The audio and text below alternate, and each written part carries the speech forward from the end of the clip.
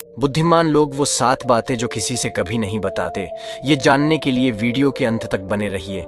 ऐसी कौन सी गुप्त बातें हैं जो किसी को बताना नहीं चाहते? दोस्तों, यह बात हम और आप सुने होंगे और हमारे मुंह से भी कभी न कभी निकली होगी कि धीरे धीरे बोलो, कोई सुन ना ले। लेकिन सोचने की बात यह है कि ये शब्द कब कब हमारे मुंह से निकलता है और कब कब हमारे कानों में सुनाई देता है। क्योंकि ऐसे कम ही गुप्त बातें हैं जो ये अटल सत्य हैं। क्योंकि जाने अनजाने में, भूल चूक में या मूर्खतावश हम खुद ही अपनी वो बातें दूसरों को बता देते हैं जो हमें कभी नहीं बतानी चाहिए।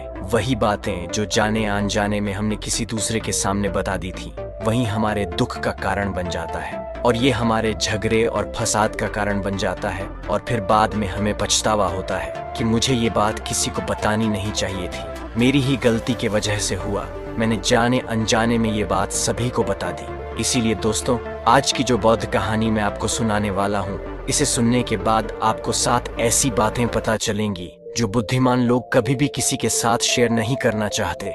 इससे पहले कि आप बौद्ध कहानी में खो जाए, कृपया वीडियो को लाइक करके चैनल को सब्सक्राइब जरूर करें।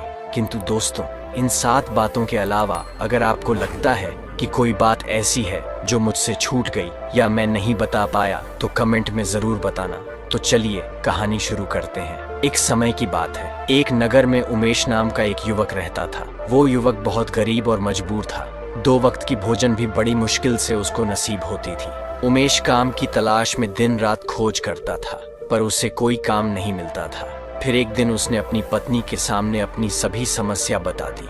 उसने अपनी पत्नी को कहा कि मैं जिस जगह भी काम मांगने के लिए जाता हूँ, तो हर कोई मुझे यह कहकर काम नहीं देता कि हमारे यहाँ काम की जरूरत नहीं है। मैं काम की तलाश कर करके बहुत थक चुका हूँ। मुझे कुछ भी समझ नहीं आता कि मैं तुम लोगों का पालन पोषण और खाने का प्रबंध कहाँ से करूँगा, अपने बच्चों को कैसे पालूंगा, और ये चिंता मुझे दिन रात सताए जा रही है। यह सुनकर उसकी पत्नी ने कुछ सोचकर कहा कि तुम एक आदमी के पास एक बार ही काम मांगने के लिए जाते हो, और जब वो काम नहीं देता तो तुम 2 बार उसके पास कभी जाते तक नहीं हो। अगर तुम्हें उनसे काम लेना है तो तुम्हें हमदर्दी जतानी होगी, तुम्हें उनसे हमदर्दी हासिल करनी होगी, अपनी गरीबी दिखानी होगी, ताकि वो लोग तुम्हारी मजबूरी परेशानी समझकर तुम्हें काम पर रख लें। इसीलिए शर्म मत करो, उन्हें अपनी मजबूरी बताओ, अपनी गरीबी बताओ। ये बात उमेश के दिमाग में बैठ गई और अगले दिन काम मांगने के लिए वो उसी सेठ के पास जा पहुंचा जहां पर वो पिछले दिन काम मांगने के लिए गया था। लेकिन इस बार उसने हाथ जोड़कर उस सेठ से विनती की, मैं बहुत गरीब हूँ और मुझे काम की बहुत आवश्यकता है। आप जो कुछ भी मुझे देंगे उसमें संतुष्ट हो जाऊंगा, पर कृपया करके मुझे अपने यहाँ काम पर रख लें। उसकी ये हालत देखकर उस सेठ ने उसे अपने यहाँ काम पर रख लिया। अब उमेश रोज वहाँ काम पर जाने लगा। अंदर ही अंदर वो खुश तो था, लेकिन उसे वेतन दूसरे लोगों के मुकाबले उसे कम मिलता था। वही काम जो दूसरे लोग कर रहे थे, उन्हें ज्यादा वेतन मिल रहा था और इससे कम वेतन उमेश को मिल रहा था। जब इस बात पे उसने अपने सेठ से कहा, तो सेठ ने कहा कि देखो भाई, तुम्हें काम की जरूरत थी, मैंने तुम्हें काम दिया, मेरा धन्यवाद करने की बजाय तुम मुझसे शिकायत कर रहे हो। ये सुनकर उमेश वहीं पर चुप हो गया। बात सच थी। हालांकि सस्ती सेठ ने शुरुआत में उमेश को उसकी मजबूरी के हिसाब से काम दिया था और इसी कारण उसे अपने अनुसार ही वेतन देता था। धीरे धीरे उमेश ने यह बात अपने सगे संबंधियों और दोस्तों के साथ साझा करना शुरू किया कि हमारा सेठ कैसा आदमी है और उसे कितना वेतन देता है। समय बीतता रहा और उमेश पूरी लगन के साथ अपना काम करता रहा, लेकिन अब परिस्थितियां बदलने लगी थी। सेठ अब उमेश से दूसरे लोगों के मुकाबले उससे और ज्यादा काम लेता था। यह बात उमेश के मन में बहुत हलचल और मन में उथल पुथल हो रही थी। वो सोच रहा था कि वह दूसरों से ज्यादा मेहनत कर रहा है और उनसे कम वेतन पा रहा है। इससे उसके आत्मसम्मान को बहुत गहरी चोट पहुंची। अब धीरे धीरे उसका मन अपने काम से हटने लगा। उसका मन काम में लगता ही नहीं था। जाहिर सी बात है कि ऐसी जगह किसी को कभी भी नहीं करना चाहिए कि जहां आदमी को अपने आत्मसम्मान के साथ समझौता करना पड़े। इसी कारण जल्दी ही उसने अपना काम छोड़ दिया और वह घर लौटकर बैठ गया। अब उसके पास घर का खर्च चलाने के लिए भी पैसे नहीं बचे थे।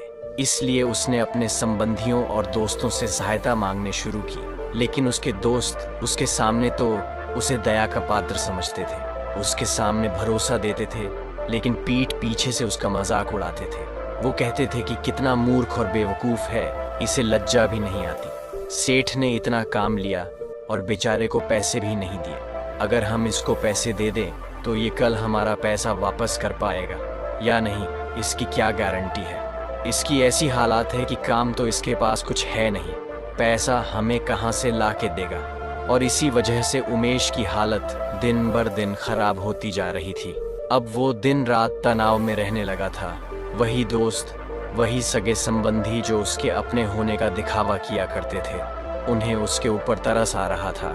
सब लोग आकर उसे ध्यान तो बहुत देते थे, लेकिन कोई हेल्प नहीं करता था। और अक्सर ऐसा ही होता है, ज्ञान देने वाले तो बहुत मिल जाते हैं, लेकिन सहायता करने वाले लोग, उंगली पकड़कर, हाथ पकड़कर आगे चलाने और आगे का रास्ता दिखाने वाले लोग आज कल के दौड़ में संयद ही मिलते हैं। एक दिन उमेश को पता चला कि पड़ोस के गांव में एक बौद्ध भिक्षु आया हुआ है जो बहुत ही ज्ञानी है। उमेश उस समय वो अपने हालात से इतना तनाव में था कि उसे कोई रास्ता नजर ही नहीं आ रहा था। इसीलिए जाने या अनजाने वो उस बौद्ध भिक्षु के पास पहुंच जाता है। वहां पहुंचकर वो सीधे उनके पैरों में गिरकर रोने लग जाता है। वो रोते रोते उन्हें अपनी सारी परिस्थिति के बारे में बताता है। उसे बताता है कि किस तरह उसके सेठ ने उसका फायदा उठाया और उसके सगे संबंधी उसके साथ कैसा दुर्व्यवहार करते हैं। उमेश की ये सारी बातें सुनकर बौद्ध भिक्षु ने उसे चुप कराते हुए कहा कि बेटा, ये सारी समस्याएं तुम्हारी बुद्धिहीनता, तुम्हारी मूर्खता के कारण ही जन्म हुई है। अगर तुम्हारे अंदर बुद्धि होता तो इनमें से एक भी समस्या तुम्हारे मन को दुखी नहीं कर सकती थी, लेकिन तुमने अपने अविवेक के कारण, अपनी मूर्खता के कारण खुद ही अपने रास्ते में कांटे बिछा दिए। आज मैं तुम्हें 7 बातें बता रहा हूँ जो भूलकर भी किसी को मत बताना, और इन बातों का अनुसरण करते हुए तुम बाहर से मिलने वाले दुख